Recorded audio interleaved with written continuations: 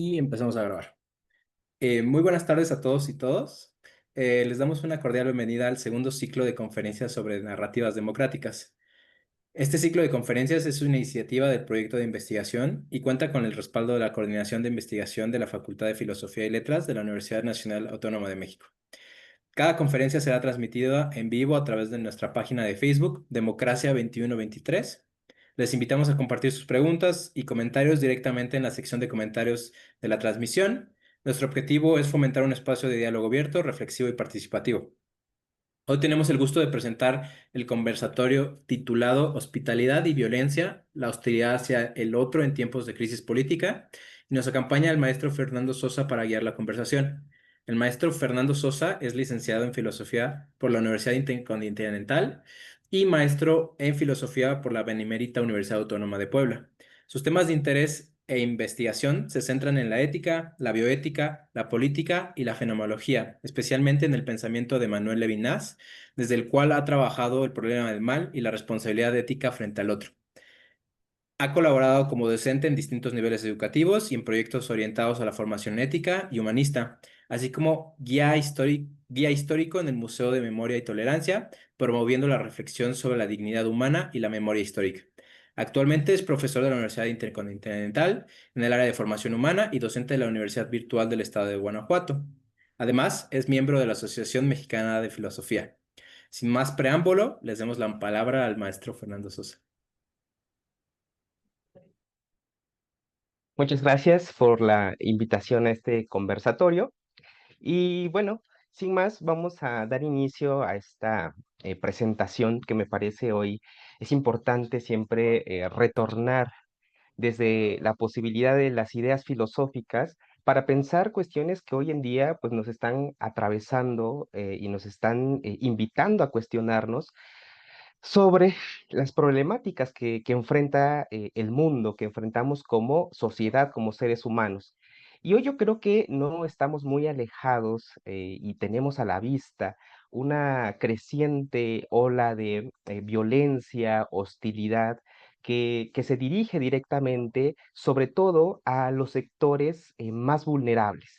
Llámese personas extranjeras, el migrante, el que es considerado el otro en un sentido de la diferencia, pero una diferencia que parece siempre ser amenazante, ¿no? Entonces, ante esa posible amenaza que representa el otro, el que es distinto, el que viene de fuera, pues hay una respuesta que se ha generalizado alrededor del mundo y que acapara, sobre todo en medios de comunicación, esta visión de la violencia hacia ellos, ¿no?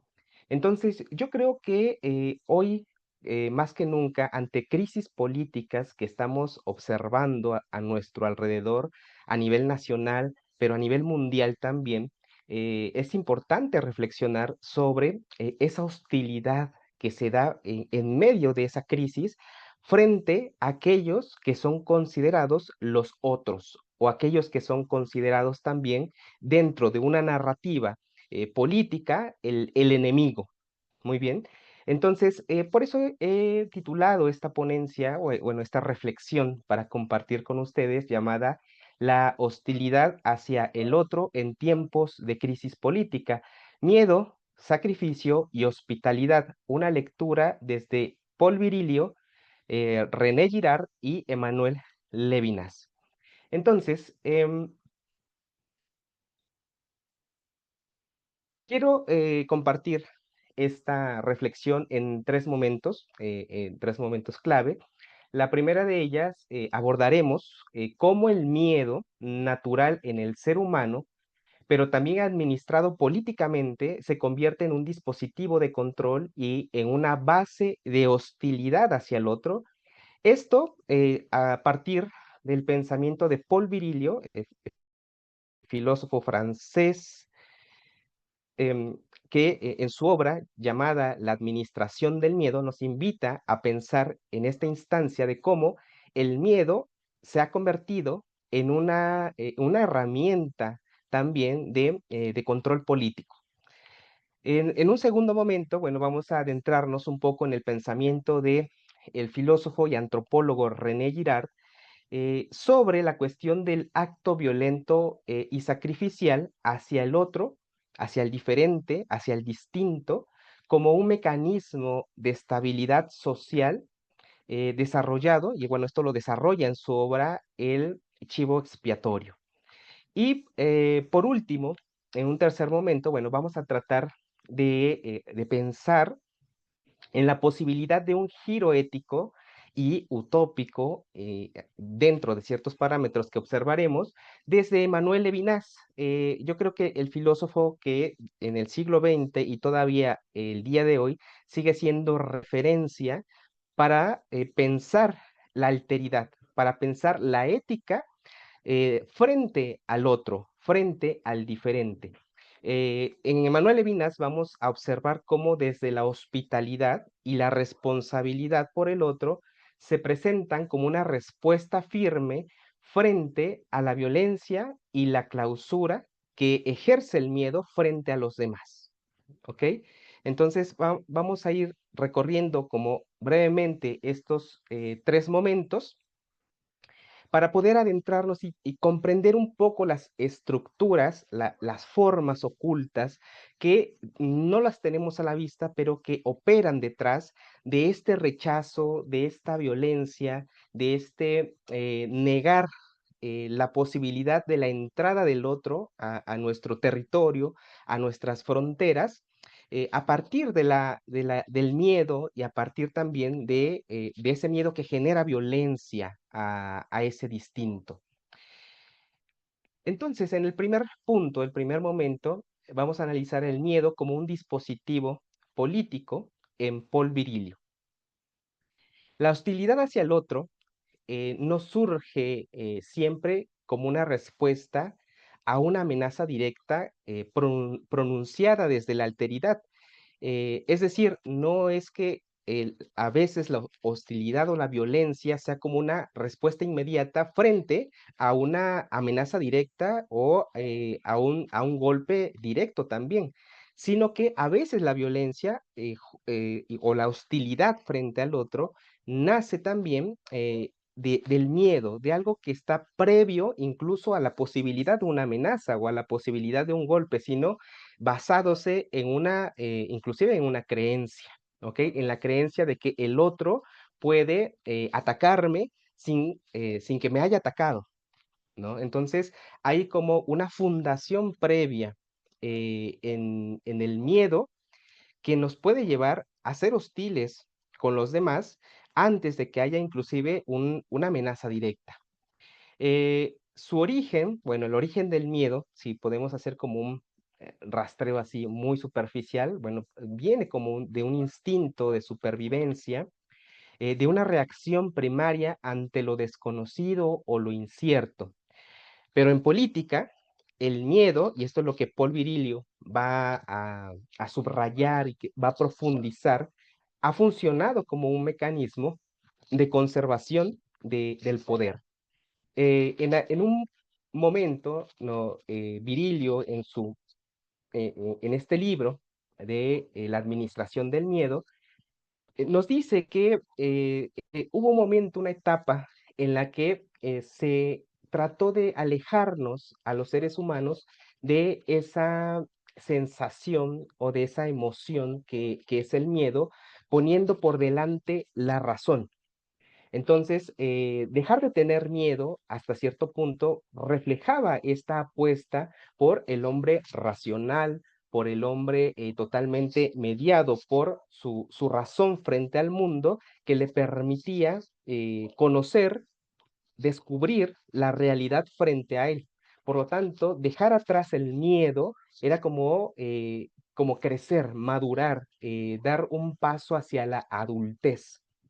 Pero la cuestión ha sido que la modernidad o la posmodernidad, si lo podemos llamar así, ha entendido que el miedo es una parte fundamental para el control sobre todo de las masas. Y el poder político, mediante el poder mediático, pues lo ha utilizado, lo ha administrado, nos va a decir Paul Virilio, para ejercer presión y conservar el poder. En su obra La administración del miedo, Virilio advierte que el miedo se ha convertido en un ambiente natural, un medio que estructura una percepción del mundo que conviene a las instancias del poder político, ¿no? Eh, Nos va a decir Paul Virilio, los estados se sienten tentados a hacer del miedo, de su difusión mediática y de su gestión, una política. Los estados que se han visto progresivamente despojados por la globalización de sus prerrogativas tradicionales, tienen que convencer a los ciudadanos de que son capaces de preservar su seguridad física, ¿no? Entonces, hay una pérdida de creencia en la potestad y en el poder mismo del Estado que se va diluyendo justamente en este tiempo moderno, en este tiempo líquido también, si lo queremos ver desde Bauman. No hay una seguridad, no hay una estabilidad. El Estado, sus instituciones que prometían en algún momento cuidar, vigilar la vida, pues no lo hacen, no tienen la capacidad.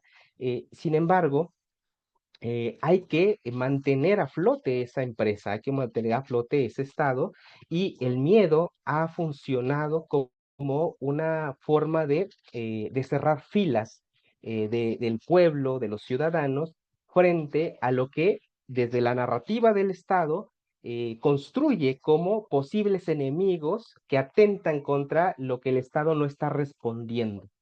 Entonces, en esa medida, el miedo se convierte justo en algo que puede ser difundido, en algo que puede ser administrado, no liberar totalmente el pánico, porque eso también desborda la situación, pero mantener como una especie de algo ya está aquí entre nosotros, y eso lo rescata Paul Virilio como una anécdota de la Segunda Guerra Mundial, cuando un estado de alerta y de crisis se apoderaba de la sociedad por el simple hecho de, aunque no había llegado todavía el ejército alemán, la idea de que ya venía ponía en un estado de alerta y cerraba filas del pueblo con sus gobernantes en un cierto sentido.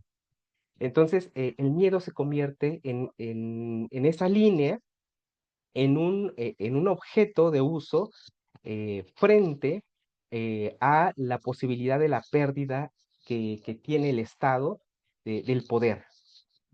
Las nuevas tecnologías, y esto lo va a analizar muy bien Virilio, de la comunicación, las tecnologías de la comunicación acortan hoy sobre todo la distancia y el tiempo que nos separan de la calamidad o de las calamidades del mundo, desastres naturales, guerras, atentados, crisis sanitarias, financieras, todo el tiempo lo estamos viendo, escuchando en medios tradicionales, redes sociales, de tal forma que si antes, para enterarnos de una crisis, de una guerra, había que esperar a llegar a casa, encender el radio, encender la televisión, leer un periódico, hoy en día esa distancia que teníamos entre la información y nosotros, pues está totalmente acotada, ya se ha reducido esa espacialidad del tiempo que había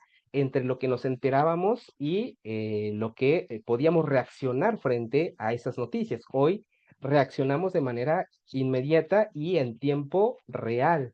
El anuncio de la guerra con Ucrania, el estallido de la guerra, genocidio en Gaza, pues lo vemos y lo observamos de manera directa, con videos directos que nos hablan del proceso. Ya la interpretación dependerá de la línea y del propio sujeto que observa. Sin embargo, esa distancia se acortó y eso nos somete a un miedo constante, una especie de claustrofobia existencial, un encierro emocional en el que el pánico se vuelve lo habitual, ¿no? Entonces estamos casi siempre en un estado de alerta, que eso va a generar justamente un estar pendiente de aquello que parece una amenaza o de aquello que me han dicho que es una posible amenaza. Y por eso en un tiempo de crisis política, la construcción narrativa de lo que es un enemigo o de lo que significa el enemigo como el extraño, el que viene a importunarnos, el que viene a cambiar posiblemente las reglas del juego a nivel económico, social, nos lleva a un rechazo eh, prácticamente natural, pero es una construcción finalmente, una construcción que viene desde el poder. El miedo, bueno, ya no se origina solamente en un estado de peligro directo, sino en la exposición permanente y mediática al peligro. Virilio señala, así como el régimen nazi hizo del dominio de la velocidad su estrategia militar, recordemos la estrategia de la guerra relámpago, de esta forma de llegar a arrasar sin previo aviso, las sociedades actuales han hecho de la administración del miedo una política de eficacia inédita a partir de la posibilidad de las tecnologías de la información que hoy están plenamente a la luz del día. Nos dice Virilio, la administración del miedo y su efectividad como política se sustentan hoy en la increíble difusión de las tecnologías que actúan en tiempo real, esencialmente las nuevas tecnologías de la información y de las comunicaciones. Entonces, esa distancia que nos pone en un estado de alerta eh, directamente al observar y al escuchar y al estar todo el día pendiente en los medios de comunicación, pues reduce la posibilidad de dejarnos tranquilos, ¿no? En todo momento tenemos esa información a la mano y nos pone en un estado de miedo, en un estado de alerta que nos lleva, como decía, naturalmente a un rechazo de lo que se nos promueve como una amenaza directa. Así, la hostilidad hacia el otro en tiempos de crisis política no puede comprenderse sin atender a esta administración del miedo. El miedo amplificado y gestionado genera una atmósfera de sospecha y amenaza permanente. Bajo el influjo del miedo, el otro, es decir, el diferente, el extranjero, el desconocido, deja de ser rostro para convertirse en peligro. Utilizo ahora la palabra rostro como una categoría levinasiana que abordaremos un poco al final para poder profundizar y entender en el sentido ético qué es lo que significa el rostro para Levinas.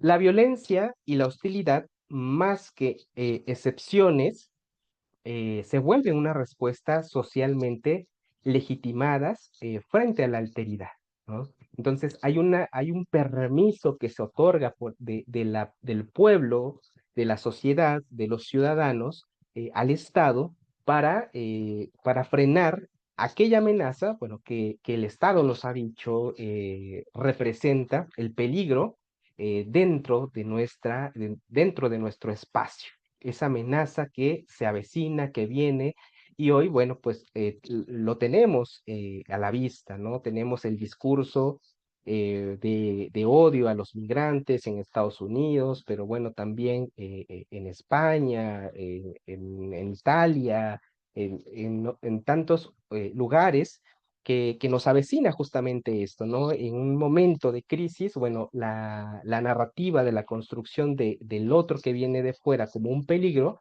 pues se siente como amenaza latente y entonces se legitima y se otorga una permisividad para ejercer la violencia, para ejercer la hostilidad a ese otro que viene de fuera.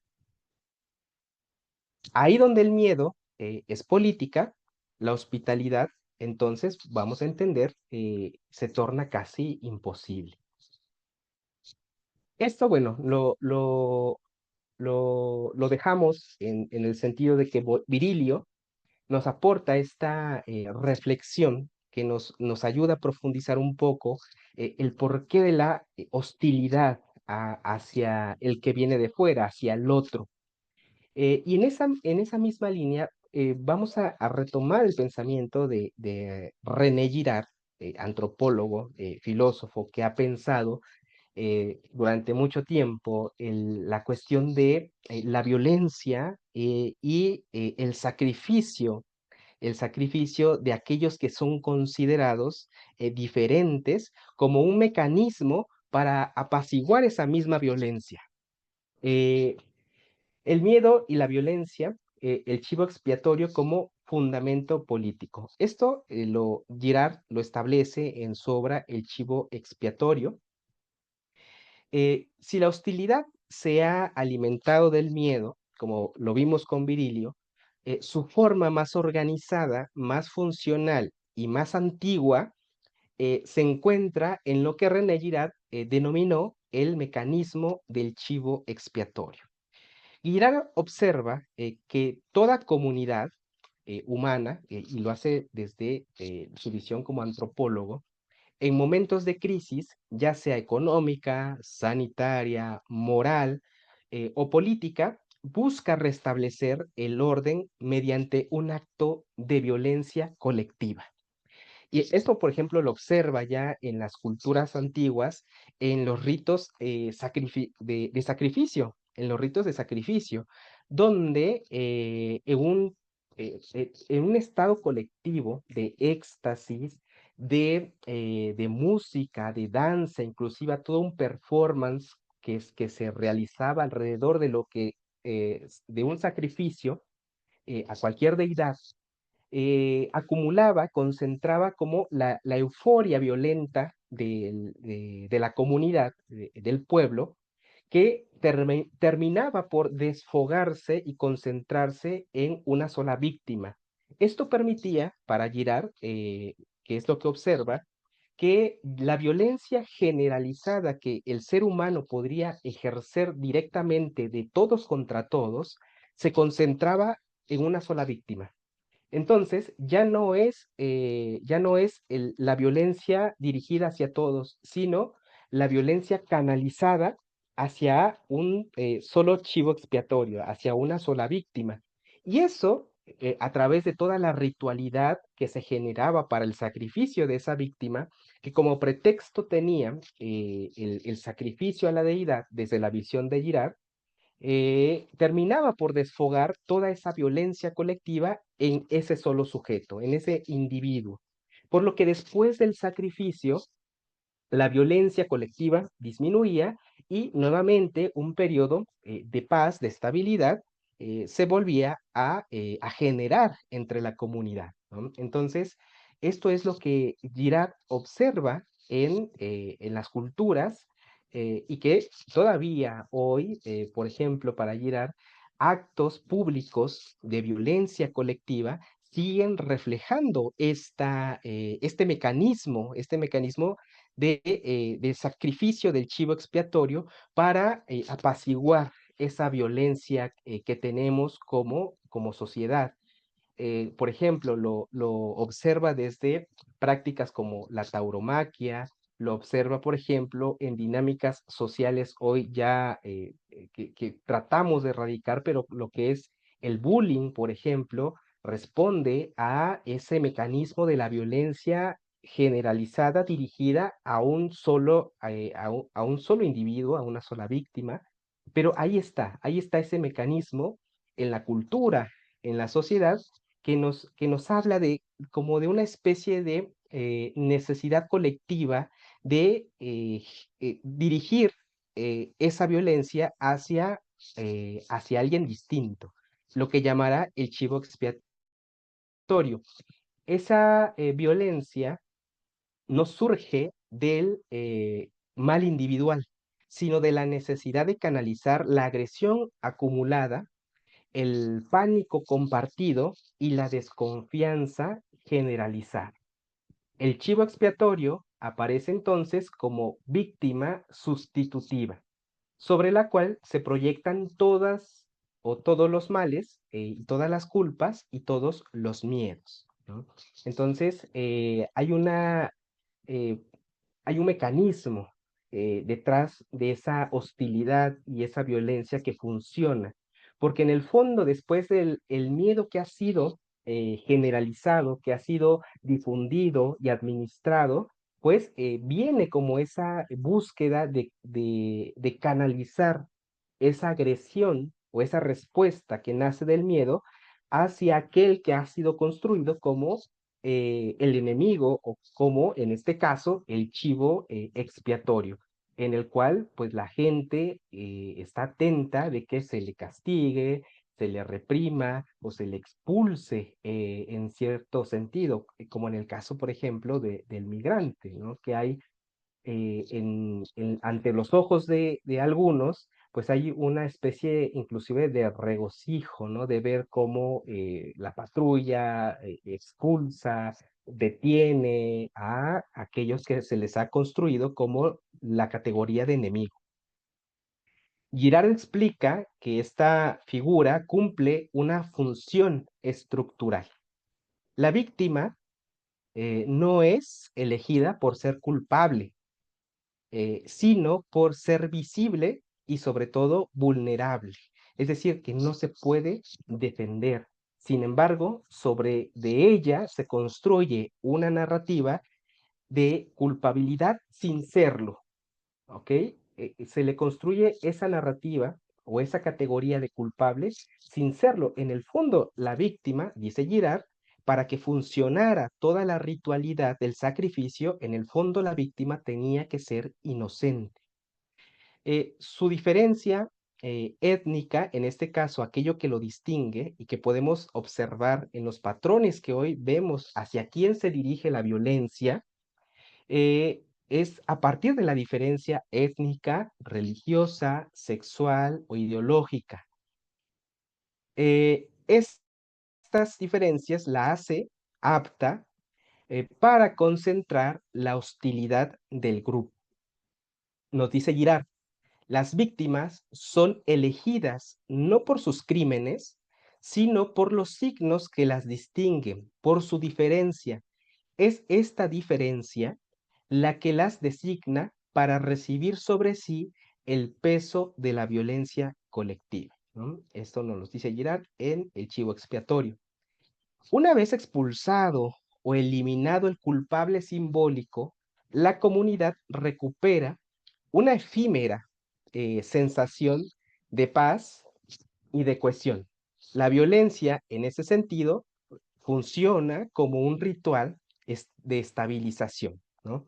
Y en cierta medida hay un conocimiento de ello a nivel político, ¿no? A nivel estructural, que sabe que entregando al culpable, hay una especie de sensación de que regresa la calma, ¿no? De que otra vez estamos seguros, aun cuando la crisis política no recae en esos que han sido señalados y sacrificados también.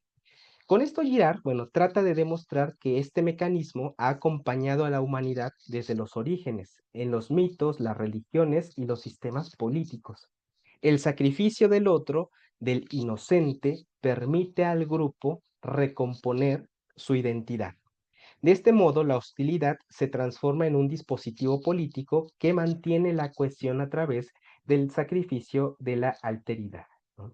Y sí, bueno, algo busca justamente un poder, un estado político, es mantener esa cohesión de los súbditos, de los ciudadanos, del pueblo, etcétera. Desde el mito hasta la modernidad, el otro ha sido representado como enemigo potencial, como amenaza, que debe ser contenida o asimilada. En este sentido, bueno, la violencia ritual, la guerra, la construcción de frontera, el castigo o la exclusión se inscriben en el fondo en una misma lógica, la imposibilidad de la hospitalidad mientras vivamos bajo esta estructura, este régimen político que nos presenta al otro, al diferente, siempre como una posible amenaza.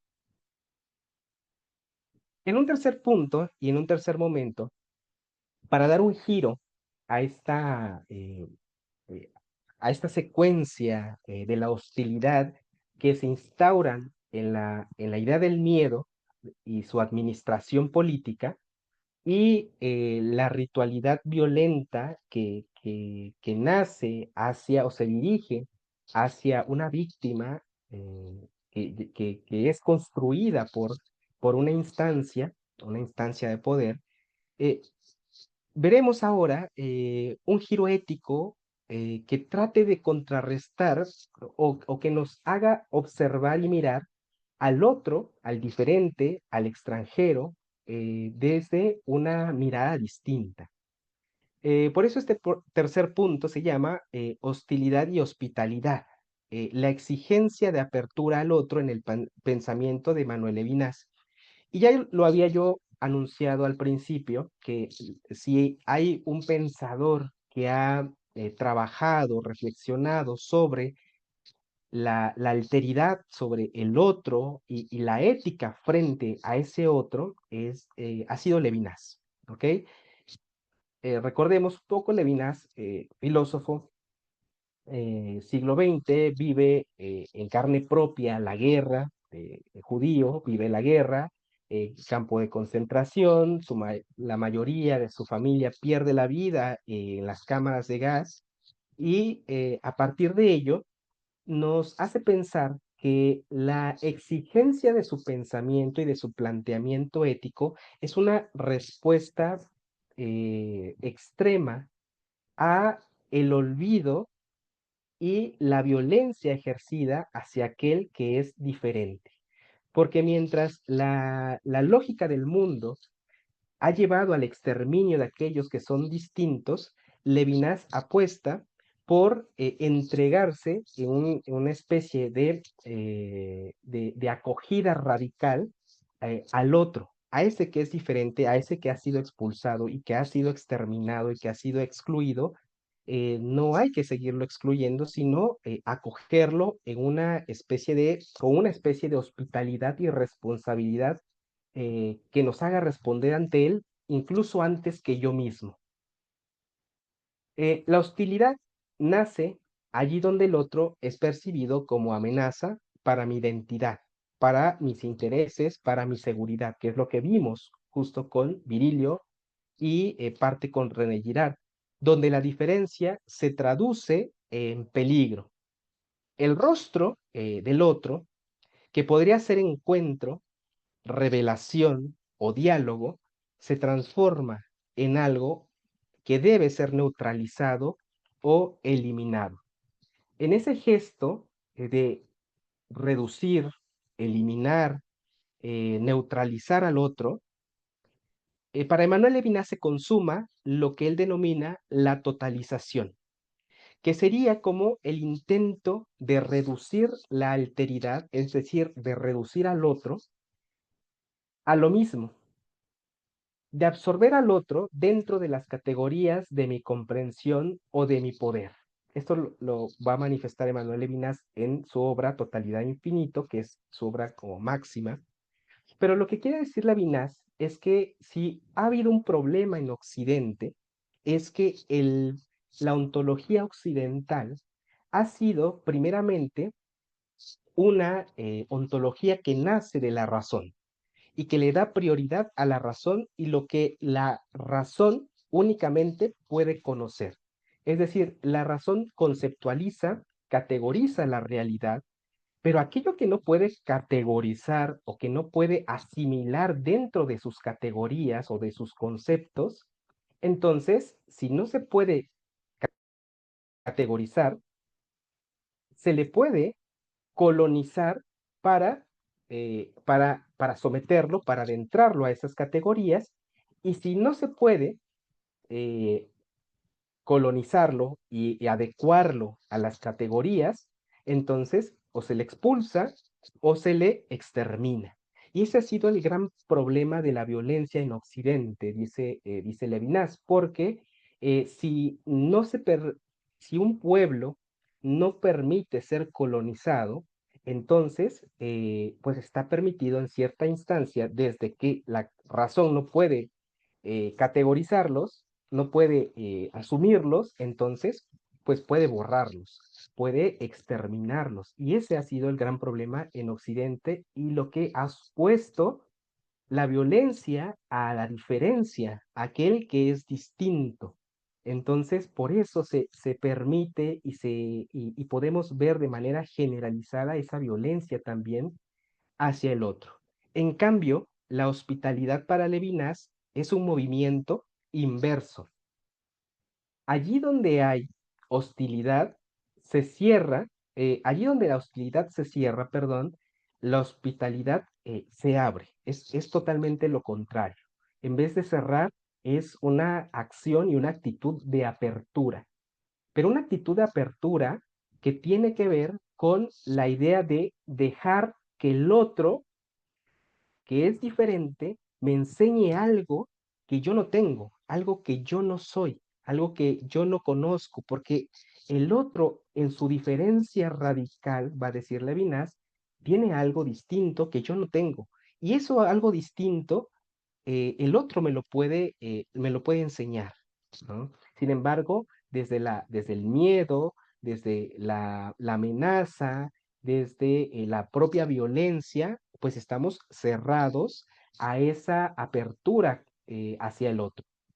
Allí donde la hostilidad define, es decir, categoriza, la hospitalidad, bueno, recibe. Allí donde la hostilidad teme, la hospitalidad se arriesga. Y es que este es el punto más importante, uno de los puntos más importantes y claves, porque la hospitalidad hacia el otro es un acto de riesgo también. No hay seguridad en las relaciones humanas, o el otro que yo conozco entra en mi vida y me aporta, me ayuda a crecer, o aquel que dejo entrar a mi vida también puede fregarme, ¿no? En un sentido un poco más coloquial, puede destruirme, puede violentarme. Entonces, inclusive aquel o aquella persona que me gusta y que yo busco y nos relacionamos, no sabemos cómo, cómo termina la historia. Por eso es un riesgo la hospitalidad siempre.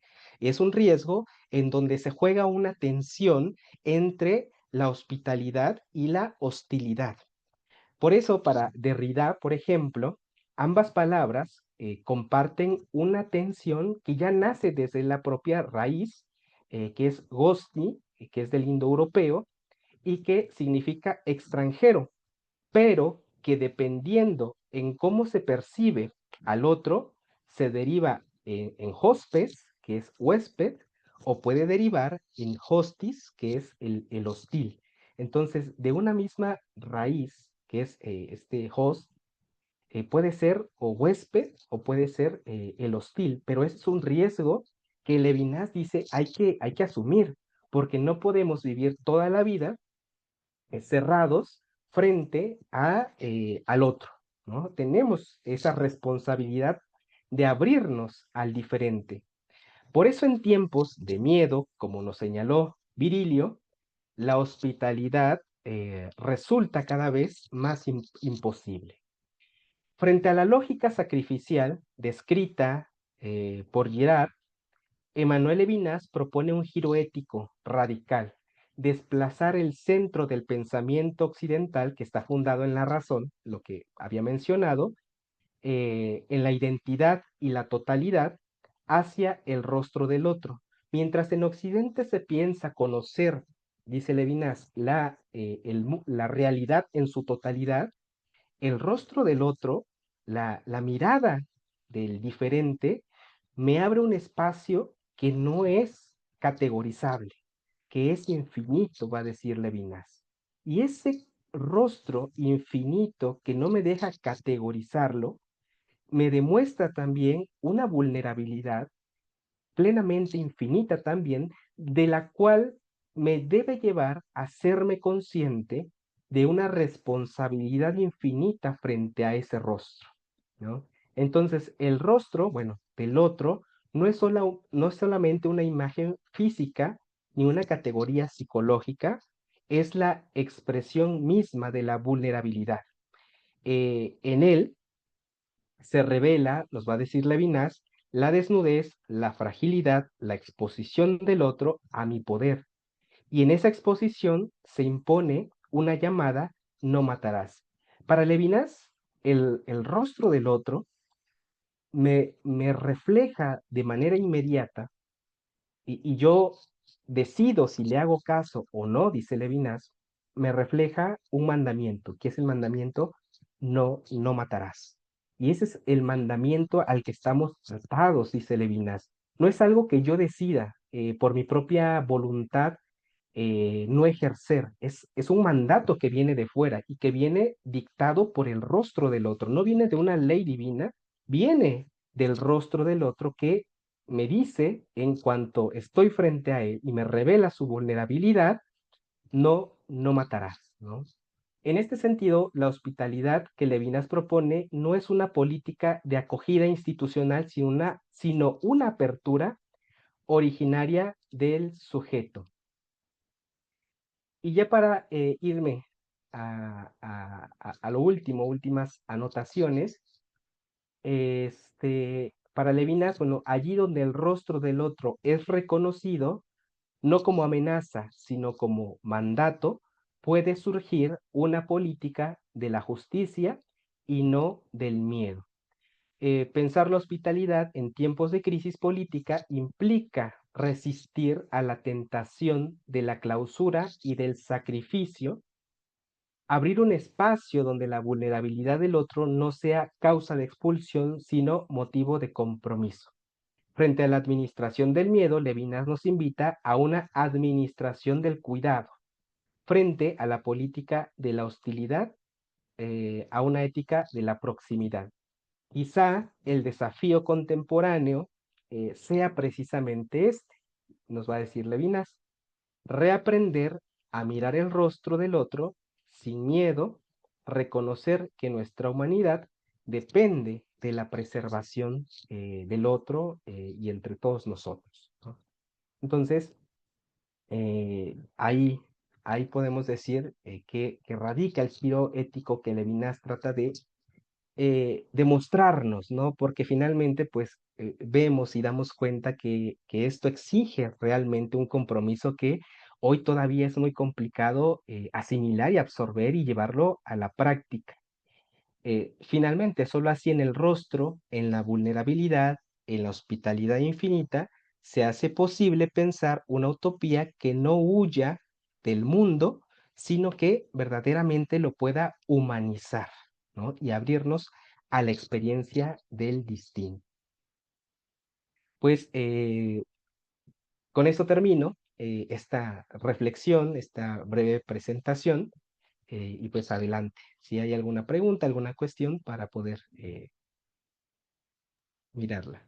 Perfecto. Muchas gracias por su exposición. En este momento abrimos e invitamos a todos los que nos están viendo a ver si nos pueden, si tienen alguna duda, algún comentario que les gustaría que Jesús nos pueda responder. Mientras tanto, si gustas, yo te puedo hacer un par de preguntas.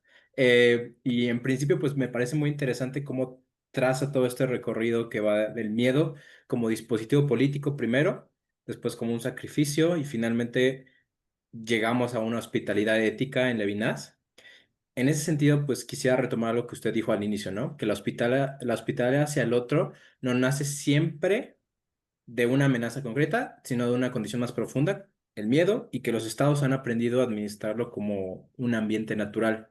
Esa idea me parece central porque hoy el miedo no solo se gestiona desde las instituciones, sino también desde los flujos digitales y mediáticos que lo vuelven, como usted dijo, ubicuo, inmediato y casi atmosférico.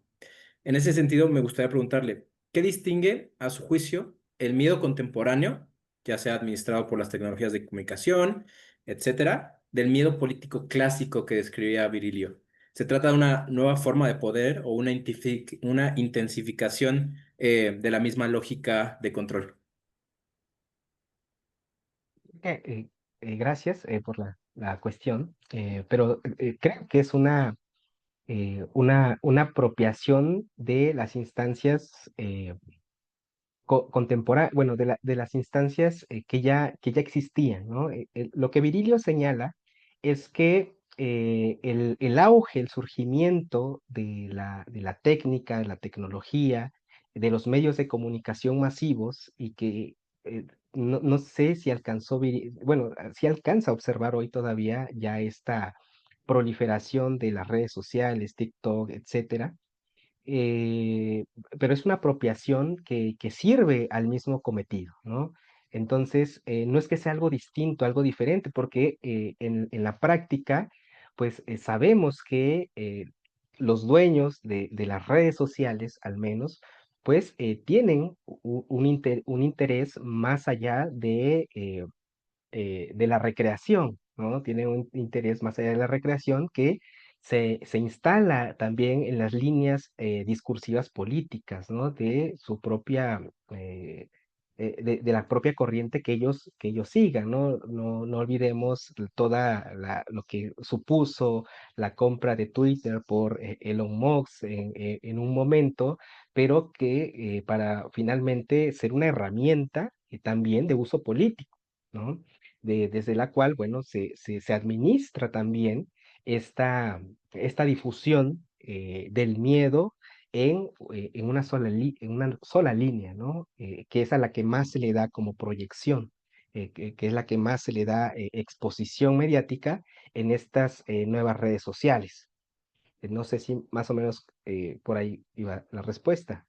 Sí, no, creo que tocas un punto bastante fundamental que es justamente esta noción de las redes sociales y cómo todo ha cambiado. Y quizá una continuación a la pregunta, dado que retomamos el tema de las redes sociales, es eh, esta idea última que nos presentaste sobre el Levinas y su giro ético y el concepto del rostro, ¿no? Cómo podemos pensar hoy esa responsabilidad con el otro en un contexto en el que el otro pues ya no tiene rostro, sino que es un avatar o un algoritmo o un perfil? Puede haber una hospitalidad en una sociedad mediada por la distancia, pero al mismo tiempo la inmediatez de la tecnología. Es complicada esa asimilación de la posibilidad de mirar el rostro del otro realmente cuando la mediatización de la red social, de los filtros inclusive, ¿no? Podríamos por ahí tocar la cuestión de los filtros que no muestran realmente nuestra propia corporalidad tal como es muy complicada justamente a relacionarse con el otro desde una autenticidad ética finalmente, ¿no? Porque para Levinas es prescindible justo mirar cara a cara al otro, ¿no? Mirar el rostro directo, ¿no? Porque en esa posibilidad de la mirada directa se me apertura o se me abre esa vulnerabilidad y se puede activar en mí, se puede activar esa responsabilidad frente a ese otro, ¿no? Cuando Ujú. está totalmente mediado todo, pues es más complicado, es difícil, ¿no? Hablar de una ética posible y auténtica cuando es mediada, ¿no? Perfecto. Me parece que no tenemos ninguna otra pregunta, entonces, pues antes que nada, antes de cerrar la sesión, queremos tomarnos un momento para agradecer su participación. A nombre del equipo organizador, extendemos un agradecimiento a nuestro expositor por sus aportes y por su reflexión, y también agradecemos a todas las personas que nos acompañaron en la transmisión en vivo. Para mantenerse informados sobre las siguientes conferencias y otras actividades, los invitamos a seguirnos en nuestra página de Facebook, Democracia 2123, donde estaremos compartiendo toda la información actualizada. Muchas gracias y hasta pronto. Muchas gracias. Gracias. Hasta luego.